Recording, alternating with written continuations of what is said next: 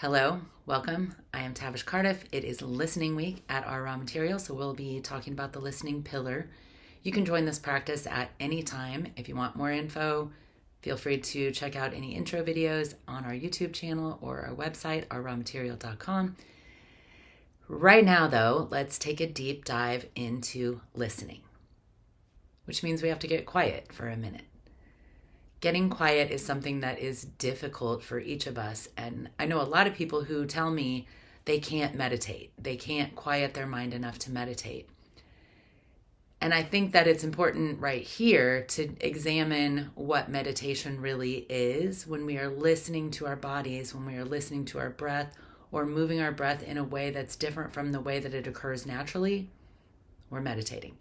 So if you just increase your breath by a couple seconds, increase your exhale by a couple of seconds, you are effectively meditating. You are changing the rhythm that exists in your brain and body. You're engaging your body with your brain in a different way. So the idea that we are bad at meditating or can't meditate, therefore bad at listening or can't listen from within, these are all things that really take a belief shift to move out of the way. So I want to take this particular tour through the listening pillar to challenge that belief, to challenge the idea that we are really good at listening to the inner makeup, the inner reactor that has us emotionally reacting, like last week with the emotion pillar, but moving it into the spiritual space where we hear all of the things that have created or caused us pain. We know them and we even feel for them, but also we understand the larger picture of maybe how, why those things exist in our life at this particular time or at whatever particular time they occurred.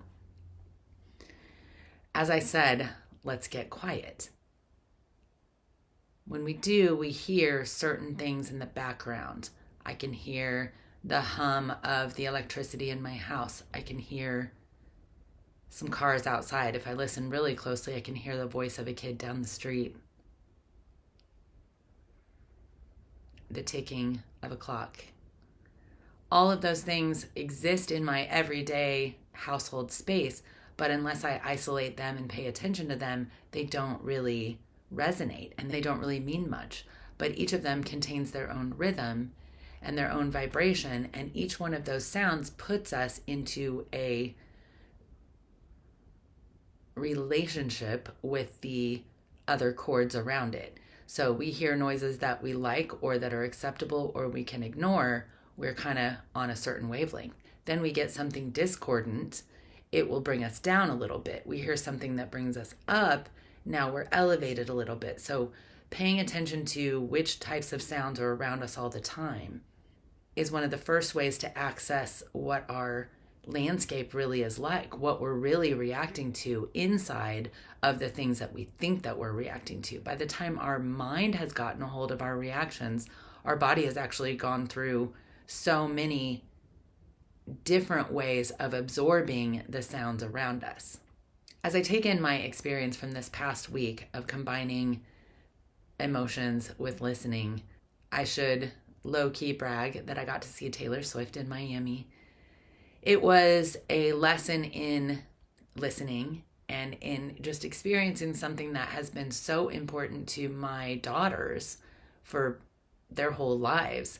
And while I've appreciated it and Taylor and her songs and everything that comes with it, I really got a sense of understanding what it means to the kids who have grown up with her music. And there was a girl with her mother in front of me, and she sang with such heart to her mother the way my kids did when they were younger. And it really gave me a sense of love and peace and just inner spirituality, because she really does connect at a level that has these kids knowing they're not alone. So as far as the challenge this week, let's each look for the ways that remind us that we're not alone through sound.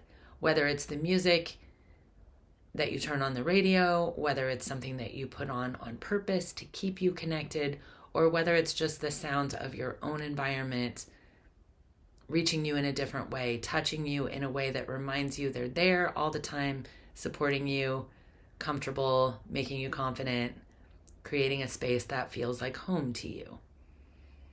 If the sounds around you are discordant and you find it difficult to create a safe space within your own listening set, keep hearing that inner voice, listening to your own guidance, and trusting that the right things will come to you as they are supposed to. I know that does nothing to support pain or to take away feelings of lack or hunger. In this spiritual week, we seek to access that which connects us. At ORM, Listening Week starts the second half of the 12-week practice and kicks off the space from an area where we know we aren't alone. I'll be back next week when we talk about values and ideals. What do we do with the things that we've listened to?